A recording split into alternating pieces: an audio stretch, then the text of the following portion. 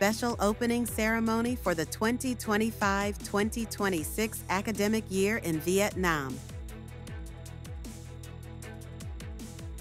26 nations vow to give Ukraine post-war security guarantees. Creating advantages for the development of Nghệ An's OCOP products. Hello, so good to see you again in today's news.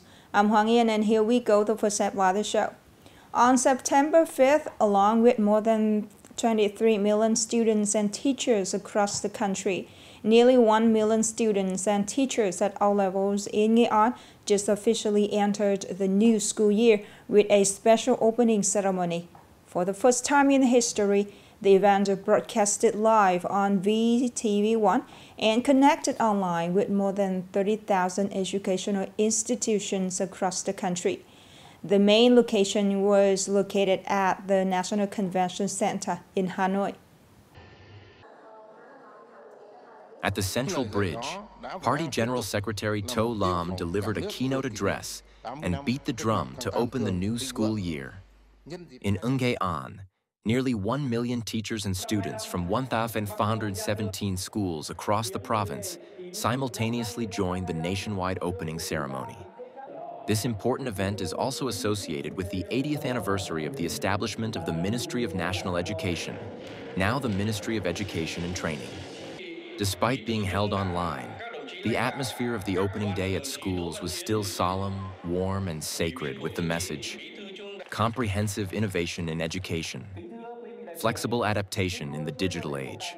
In the 2025-2026 school year, many major policies will be implemented, such as Law on Teachers, Law amending and supplementing the Law on Education, Law on Higher Education, and Law amending vocational education. The educational sector is expecting a new school year with many innovations, creativity, and integration. 26 nations have pledged to provide post-war security guarantees to Ukraine, which will include an international force on land, sea, and in the air. French President Emmanuel Macron said after a summit meeting of Kiev's allies on Thursday. Speaking at a joint press conference with President Volodymyr Zelensky, French President Emmanuel Macron said that 35 countries attended the meeting on September 4th, wishing for a just and lasting peace for Ukraine.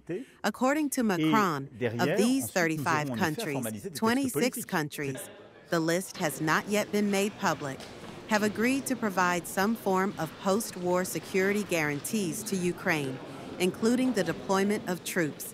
For his part, President Zelensky repeated his view that Moscow is dragging out peace talks and said he was not opposed to meeting with Russian leader Vladimir Putin. The race for Thai Prime Minister's seat is heating up as the House of Representatives begins its voting process, starting at 9:30 a.m. on September 5th, amid intense political upheaval in the country. The vote comes exactly 1 week after Paetongtarn Shinawatra, the youngest prime minister in Thai history, was ousted by the Constitutional Court for violating ethical standards. According to regulations, a candidate needs at least 50 nominations from members of parliament, MPs, to be put up for a vote. To become prime minister, a candidate must win more than 247 votes out of a total of 492 seats in the House. If a candidate fails to secure the necessary votes, the House of Representatives must reconvene and repeat the process with other nominated candidates until a prime minister is chosen. Currently, Mr. Anutin Charnvirakul, the leader of the Bumjai Thai Party, is emerging as the strongest contender for the new head of government. Upcoming are some updated news. As of the end of August 2025, the total state budget revenue in Nghệ An province reached an estimated 18.184 trillion VND, which is 102% of the full-year forecast and a 17% increase compared to the same period in 2024. Despite the unusual impact of natural disasters and significant spending for development and post-flood recovery, Nghệ An is committed to tightening financial discipline, enhancing revenue and expenditure management, and boosting production and business activities to create more sustainable revenue sources. The key focus from now until the end of the year is to build on the current growth momentum, effectively utilize all resources, and strive to meet and exceed the 26 trillion VND budget revenue target.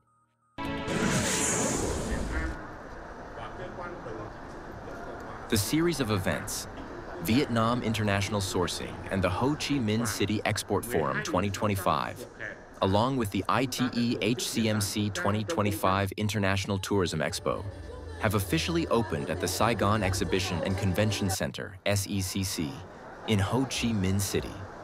This year's event attracted 450 purchasing delegations from 60 countries and territories, including traditional markets like the US, the European Union, Japan, and South Korea, while also expanding into potential regions such as the Middle East, Latin America, and Eastern Europe.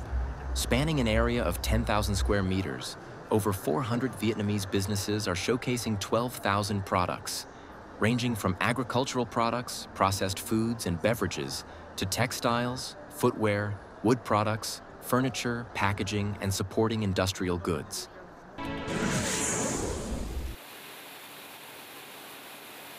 As of mid-August, Vietnam has exported nearly 5.88 million tons of rice, generating over $3 billion in revenue. This has allowed Vietnam to surpass Thailand and become the world's second-largest rice exporter.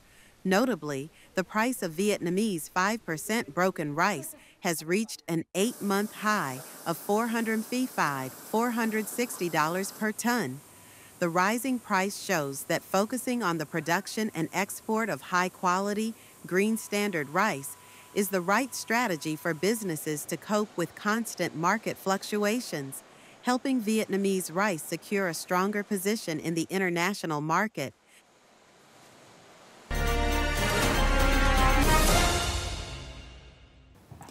Nghệ An now has nearly 750 OCOP products rated 3 stars or higher. With more than 130 new camels and words, this works out to an average of about 6 products per camel, which is an impressive figure nationwide. With its expanded geographical area and flexible inter-regional connectivity, local authorities are now focusing on re-evaluating the quality and the market potential of OCOP products to scale up and ensure sustainable development. More in the story today. After 5 years in operation, the Phu Quai Medicinal Herb Cooperative has had 9 out of 10 of its products recognized with 3-star OCOP ratings. To expand production, upgrade products to 4-star ratings, and meet export requirements, the cooperative has requested that Dong Hu Commune plan to expand the cultivation area for medicinal herbs suitable for the local soil. We hope that the government will pay attention to supporting cooperatives in land planning so that cooperatives can concentrate production on raw material areas to gradually take the initiative in production. Each year on average, this company purchases over 100 tons of pomelos and other medicinal herbs from local farmers to produce and extract nearly 20 different products. Of these, 5 products have achieved 3 to 4-star OCOP ratings. In 2023-2024, the company exported an average of 3 to 4 shipments per year to the U.S. market, valued at over 1 billion VND. These products are also being prepared for export to the Singaporean market.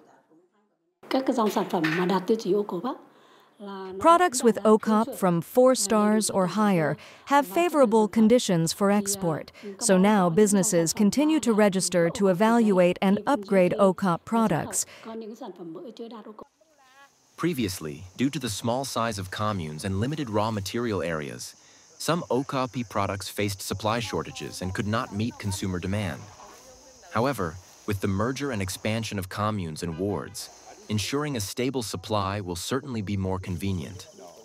As a result, many localities are now focusing on reviewing and re-evaluating OCOP products to prioritize planning for raw material security. They are also supporting businesses in expanding production, improving the quality and value of their certified OCOP products, and promoting the creation of new products. Currently, there are 21 OCOP products in Đăng commune. The Communal People's Committee will maintain and enhance the advantages of these OCOP products and create the most favorable conditions to solve employment for the people.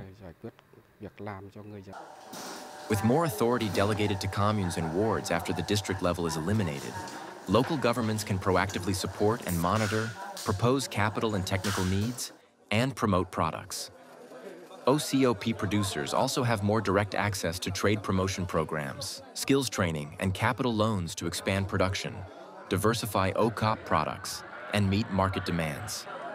Therefore, in its future OCOP product development strategy, Nghệ An province aims to focus on improving quality, upgrading the star ratings of key products, and standardizing them according to national and international standards. The last story to send it our news today. Thank you so much for your attention. Goodbye for now and see you later.